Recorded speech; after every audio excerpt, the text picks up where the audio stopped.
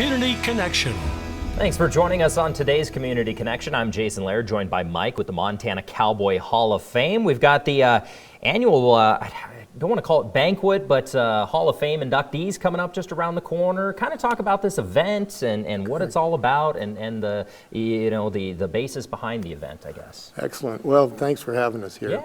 Yeah. It's the annual induction of the people it's an induction luncheon of the people being honored by the Montana Cowboy Hall of Fame and Western Heritage Center. Wow. There are 24 people who are going to be honored on February 8th at the Heritage here in Great Falls. Okay.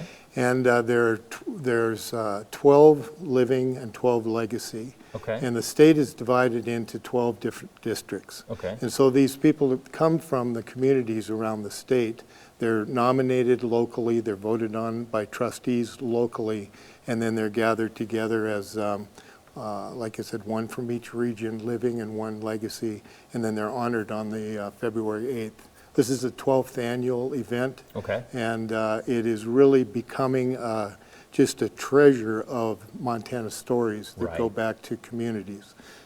They're really stories that are relevant to, instead of the real high-profile people in Montana, which are also a part of the Cowboy Hall of Fame, but this brings out people that are maybe known locally, that are ordinary people with extraordinary lives, and they've made contributions to communities throughout the state. And I think what piques people's interest is you find out that maybe there's a street named in your community, or a mountain range, or a creek, or it starts to kind of bring the community together of what the history of the people who've lived here before us and people who've made great contributions to the Montana heritage, Montana way of life, Western values. It's all tied together in the Cowboy Hall of Fame. The Western Heritage Center, I think, is a little more accurate than Cowboy Hall of Fame, but it's much more inclusive. Sure. It's the cowboy as an idea more than like the Hollywood cowboy.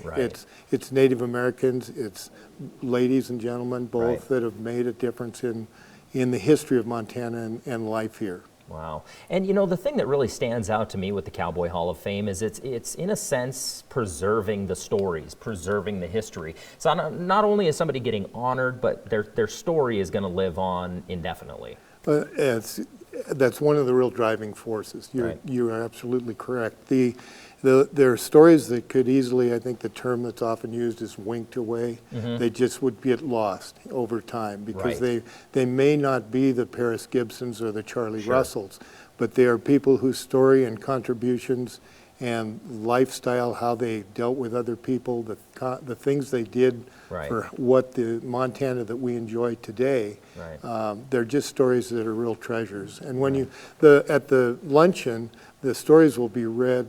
The biographies will be read, and they're really interesting, and they're also, a lot of them are pretty entertaining. I would imagine. There's a lot of funny things that come out in these, and history or historical is a little bit like environmental, in the sense that when you hear historical, it conjures up a certain preconceived notion of what you're talking about. But it's a little different. These are living histories. These are relevant histories, I think, to just make your life or our lives in the Montana community